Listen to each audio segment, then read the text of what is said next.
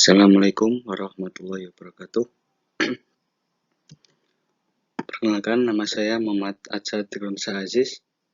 Di sini saya akan sedikit menjelaskan tentang psikologi eksistensial dari tokoh Rollo May. Jadi, Rollo May lahir pada tanggal 21 April 1909 di Ada, Ohio, Amerika, dan meninggal pada Oktober 1994 pada usia 85 tahun. Jadi, Rollo May masuk ke Union Theological Seminary, yang mana di sana dia berteman dengan salah satu gurunya, Paul Tillich, seorang teolog eksistensialis, yang mana nantinya menekankan pada teori dari Rollo May. Pada saat itu, May menderita penyakit TBC dan menghabiskan 3 tahun di sanatorium dengan membaca literatur dari Soren Kierkegaard, yang mana memberikan pengaruh besar terhadap konsep kecemasan akan eksistensi manusia. Setelah sembuh, Rollo May kemudian melanjutkan belajar psikoanalisis di White Institute bersama Harry Stack Sullivan, yaitu seorang tokoh internasional psikiatri, dan Erich Fromm, seorang tokoh humanistik. Kemudian, May pergi ke Universitas Columbia di New York pada tahun 1949 dan menerima gelar PhD pertama kalinya dalam psikologi klinis. Kemudian, May termasuk ke dalam psikologi eksistensial, yang mana fokus pada diri sebagai bagian mendasar bagi eksistensi manusia. Pandangan teori dari Rollo May. Menurut Rollo May, psikologi eksistensial itu adalah usaha dalam memahami manusia yang tengah mengalami dan menjadi tujuan pengalamannya. Maksudnya yaitu adalah ilmu yang mengkaji bentuk perilaku manusia atau psikologi yang sedang mengalami serta menjadi tujuan pengalaman hidupnya atau eksistensinya. Dalam teori ini, di dalamnya terdapat kecemasan, rasa bersalah, dan bentuk cinta. Hal itu berkaitan dengan dua konsep dasar eksistensi, yaitu being in the world dan non-being. Kemudian, struktur kepribadian. Yang pertama adalah mengada-ada atau being in the world, yang mana dalam being in the world ini terdapat 3. Yang pertama adalah Umwelt atau hubungan seseorang terhadap lingkungan sekitarnya. Maksudnya yaitu adalah dunia itu alamiah dengan hukum-hukum alamiahnya, yang mencakup di dalamnya itu terdapat dorongan-dorongan biologis dan fenomena alamiah. Kemudian yang kedua, Minwelt atau hubungan seseorang dengan orang lain. Maksudnya adalah kita sebagai manusia yang bersosial hendaknya harus berhubungan dengan orang lain sebagai manusia, bukan sebagai benda. Lalu yang ketiga adalah Eigenwelt, yaitu hubungan seseorang dengan dirinya sendiri. Ini adalah sebuah dunia yang jarang dieksplorasi pada teoritisi kepribadian. Hidup dalam Eigenwelt itu berarti menjadi sadar diri sebagai makhluk dan sebagai manusia. Siapa diri kita itu harus mengerti.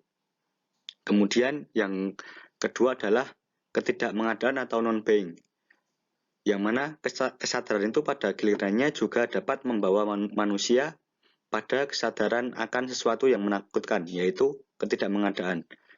Rasa takut pada kematian atau ketidakmengadaan mendorong manusia untuk hidup secara defensif dan menerima dari kehidupan daripada harus mengonfrontasikan diri dengan masalah Kemudian yang selanjutnya adalah dinamika kepribadian, yaitu yang pertama adalah kecemasan. Kecemasan normal itu diidentifikasikan sebagai sesuatu yang proporsional bagi ancaman itu tidak melibatkan represi dan bisa ditentang secara konstruktif di tingkatan sadar. Kemudian ada kecemasan neurotik, yaitu diidentifikasikan sebagai reaksi yang tidak proporsional terhadap ancaman, melibatkan represi, dan bentuk-bentuk konflik intrapsikis lainnya, dan diatur oleh beragam jenis pemblokiran aktivitas dan kesadaran. Yang kedua, ada rasa bersalah. Rasa bersalah muncul ketika manusia menyangkal potensinya gagal memahami secara akurat kebutuhan sesamanya, atau masih tetap bersikukuh dengan ketergantungan mereka kepada dunia alamiah. Rasa bersalah ontologis memiliki efek positif maupun negatif terhadap kepribadian. Rasa bersalah bisa untuk mengembangkan kerendahan hati, membenahi dengan orang lain, dan menggunakan secara kreatif potensi-potensi yang dimiliki. Kemudian yang ketiga adalah intensionalitas, yang mana struktur memberikan makna bagi pengalaman dan mengizinkan manusia untuk melakukan pilihan terhadap masa depan.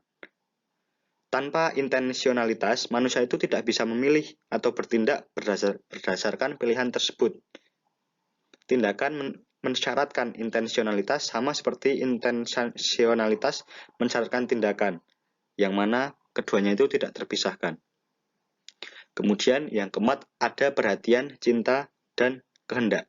Jadi Rollo May mendefinisikan cinta sebagai kesenangan terhadap kehadiran orang lain dan penegasan terhadap nilai dan perkembangan mereka sama seperti dirinya sendiri. Tanpa perhatian, cinta pun tidak akan ada selain hanya perasaan sentimental kosong ataupun nafsu yang tidak terkendali.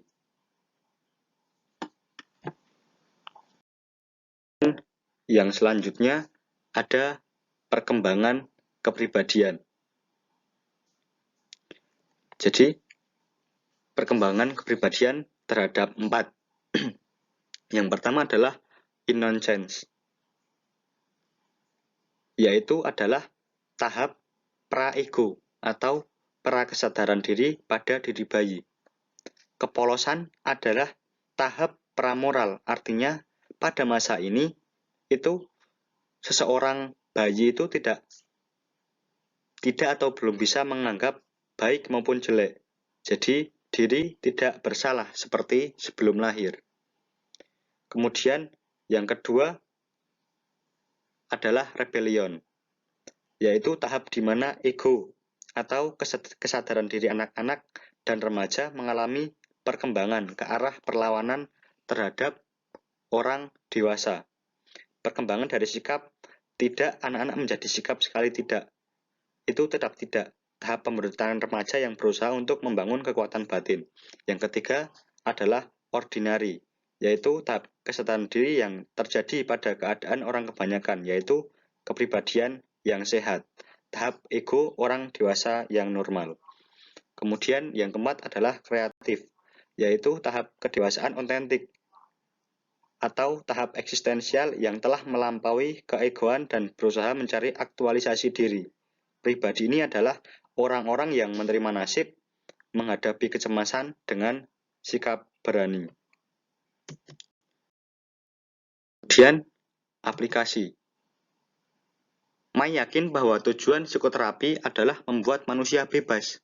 Dia berpendapat bahwasanya terapi yang berkonsentrasi kepada simptom-simptom pasien akan kehilangan gambar yang lebih penting.